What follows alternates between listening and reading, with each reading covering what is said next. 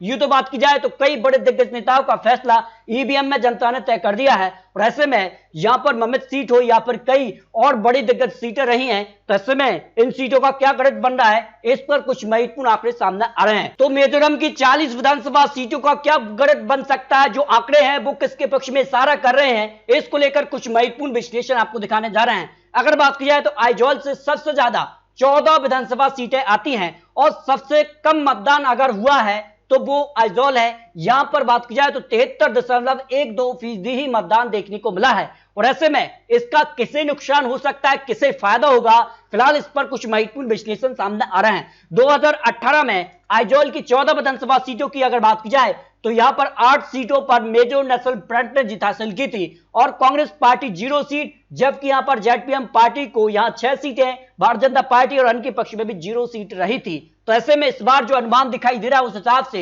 यहां पर major national front को 5 विधानसभा सीटें यानी 3 सीटों का नुकसान दिखाई दे रहा है। बंपर वोटिंग देखने को मिली है, तो कहीं ना कहीं जनता यहां बदलाव चाहती है और 4 सीटों पर कांग्रेस को सीधा फायदा यहां मिल सकता है। 5 सीटों पर जेडपीएम पार्टी यानी त्रिकोणीय टक्कर तीनों ही पार्टियों में देखने को मिल सकती है, जो अनुमान यहां पर दिखाई दे रहा है। जबकि अगर बात की जाए सिरहा में तो 76.41% मतदान देखने को मिला है। 2 विधानसभा सीटें आती हैं, 2 विधानसभा सीटों में 1 सीट कांग्रेस तो 1 सीट यहां पर मेजर नेशनल फ्रंट के पक्ष में जाने का अनुमान दिखाई दे रहा है। 2018 में दोनों सीटों पर मेजर नेशनल फ्रंट ने जीत हासिल की थी। जबकि अगर बात की जाए सीटशिप में यहां पर सबसे ज्यादा मतदान देखने को मिला है, 84.49% यहां मतदान देखने को मिला है। कुल 3 विधानसभा सीटें आती हैं और सीटशिप की अगर बात की जाए तो 2018 में यहां पर 2 सीटों पर मेजर नेशनल फ्रंट और 1 सीट जेडपीएम पार्टी ने जीत हासिल की थी, लेकिन इस बार यहां पर कांग्रेस और यहां पर मेजर नेशनल के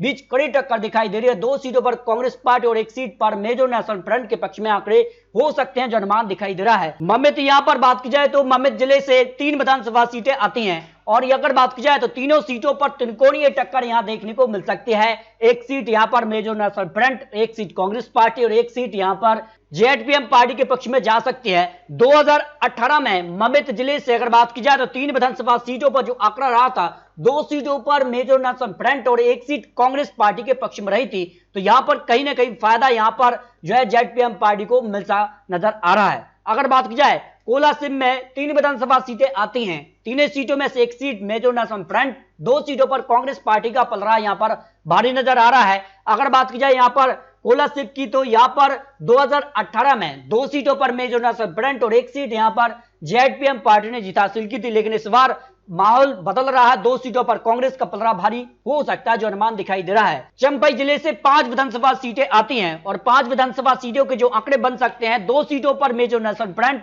2 सीटों पर कांग्रेस पार्टी और 1 सीट पर यहां पर जेडपीएम पार्टी का पलड़ा भारी हो सकता है, त्रिकोणीय टक्कर यहां पर देखने को मिल सकती है। चंपाई की अगर बात की जाए 2018 में 5 सीटों पर मेजर नेशनल फ्रंट ने जीत हासिल की थी, लेकिन जिस कार से बंपर वोटिंग देखने को मिली है तो जनता कई सीटों पर यहां पर बदलाव चाहती है, जिस कार का माहौल देखने को मिल सकता है। अगर बात की जाए लुंगलेई की 7 विधानसभा सीटें महत्वपूर्ण हो जाती हैं और हारो जीत के बीच एक अहम कड़ी मानी जा रही है और यहां पर 1 सीट पर जो है मेजर नेशनल फ्रंट, 5 सीटों पर कांग्रेस पार्टी और 1 सीट अन्य के पक्ष में जाने का अनुमान हो सकता है, जिसमें कई सीटें यहां पर हो सकती हैं। अगर बात की जाए तो यहां भारतीय जनता पार्टी भी 1 से 2 सीटों पर जीत हासिल कर सकती है, जहां कांग्रेस पार्टी को यहां 5 सीट दिखाई गई हैं और यहां पर बात की जाए तो काफी कड़ी टक्कर यानी यहां पर जो है त्रिकोणीय टक्कर हो सकती है। कुछ सीटों पर भारतीय जनता पार्टी भी यहां पर जीत हासिल कर सकती है 7 विधानसभा सीटों को लेकर। जबकि लोंगतलाई की 3 विधानसभा सीटों में तो यहां पर तीनों सीटों पर 1 सीट यहां पर मेजर नेशनल फ्रंट, 2 सीटों पर कांग्रेस पार्टी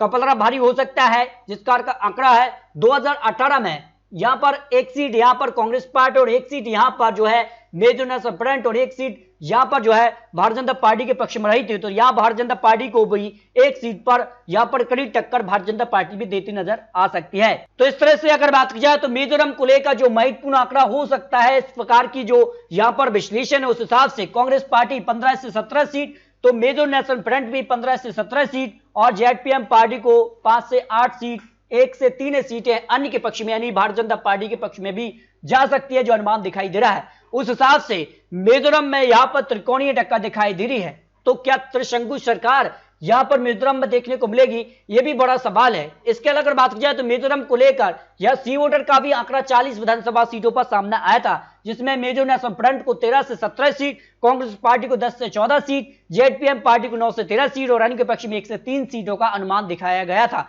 तो इस तरह से मिजोरम को लेकर कुछ महत्वपूर्ण आंकड़े और चुनावी आंकड़े आपको दिखाए हैं। आपको क्या लगता है, मिजोरम को लेकर अपनी राय रख सकते हैं? आपको बता दें, ये चुनावी आंकड़े, चुनावी अनुमान है। 3 दिसंबर को यहां पर पता लगेगा कि आखिर मिजोरम में किसकी बनेगी सरकार, क्योंकि 40 सीटों पर यहां पर जनता ने यहां पर बड़े दिग्गज नेताओं का यहां पर किस्मत का फैसला ईवीएम में कैद कर दिया है।